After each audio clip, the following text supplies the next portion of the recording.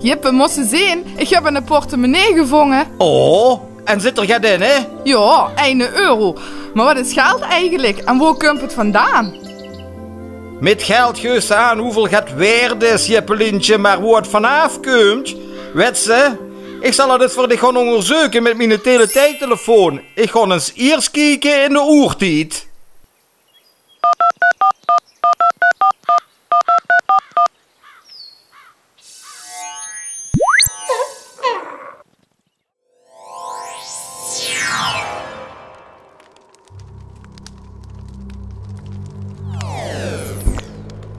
Wem besticht? Ik ben Oerai. En wem besticht dan Menke? Ja, ik ben Jippe en ik kom uit de toekomst. Weet je waar geld vanaf komt? Geld? Wat is geld dan? Daar heb ik nog nooit van gehoord. Ja, dat zijn muntjes en briefjes. Oh, en smaakt het lekker? Kan ik die opeten? Nee, maar wie komt zich bijvoorbeeld aan dat vlees? Hoef je dat niet te kopen? Dat vlees dat heeft mijn moeder met de jagers geruild. Ze maakt potten van klei en ruilt die voor mammoetvlees. Mammoetbot is heerlijk. Wil ze eens even proeven?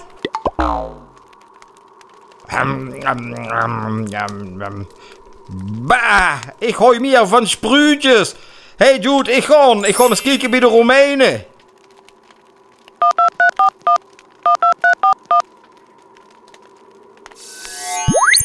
Muntjes? Romeinen? Wat een rare mensjes leven er toch in de toekomst.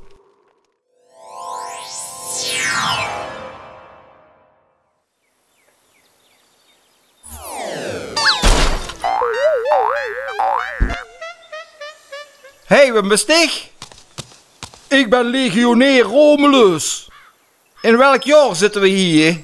We zitten in 27 voor Christus en ik heb vandaag mijn loon gekregen. We hebben gisteren de Kelten verdreven uit Maastricht. Maar ik zie dat sticht muntencrisis als loon, klopt dat? Jazeker, wij krijgen munten en daar kan je van alles verkopen. Maar de Kelten hebben de eerste munten uitgevonden. Op hun munt staat een paard. Wij hebben euro's en eurocenten. En een eurocent is minder waard dan een euro. Wie zit dat bij je?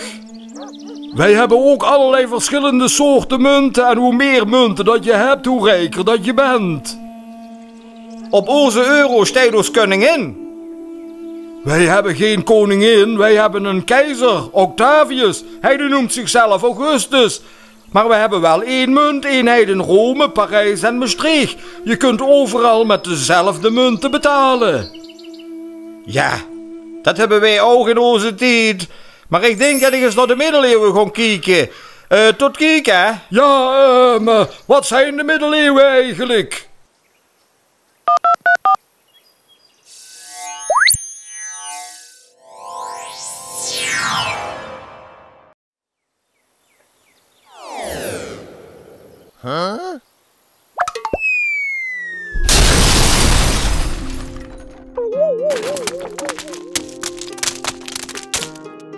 Hallo, ik ben Jip en Wim besticht. Ik ben Christian. Ik ben geldwisselaar.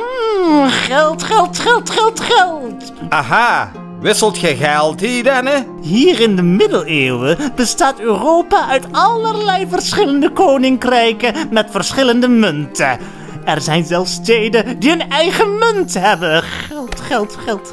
En wat doe je dan, hè? Ik wissel vreemde munten om in onze munteenheid. Tja, in onze tijd duidt men dat bij een bank. Oh, wat interessant. Hebben die mensen van de bank goede tanden en een goed gehoor? Wieso een goeie tand en een goed gehuur? Om de echtheid te bepalen worden de munten gewogen. We bijten erin en gooien het op een koperen tafel om te horen of het echt goud of zilver is. Snap je? Met klinkende munt betalen. Op onze euro er staat het portret van de koningin. Wem staat bij je op de munten? Kijk, het kruis van Karel de Grote staat op onze munt. Hij is de koning van het Frankische Rijk. Nou, ik weet genoeg. Ik ga terug naar mijn eigen 10 uur. Tot ziens, Christian. Ik weet meer als genoeg. Ja, tot ziens. En je krijgt een porseleinen spaarvarkentje van me als je gewoon door de deur vertrekt. Ik bedoel, deuren zijn duur in deze tijd.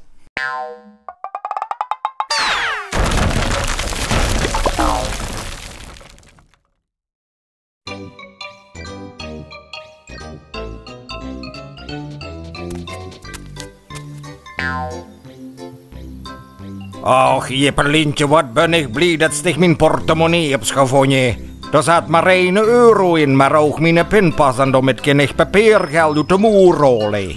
Alsjeblieft, oude taaie. Hier heb ze die bus terug. Omdat zich mijn portemonnee hebt gevonden, verdient zich het vindersloon. Ik geef er geen €1 voor in de spaarpot. Dankjewel, wat zit je royaal. Maar ik vraag me af voor de Jippe blijf.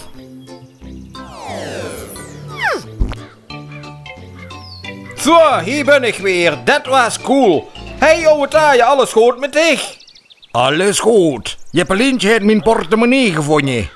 Nou, dan mogen ze er wel dankbaar zijn. Trouwens, de Romeinen had je ook al muntje. En ik heb een spaarwerkje van de geldwisselaar gekregen uit de middeleeuwen. Hier, alstublieft, dat is voor dich, kunt ze sparen.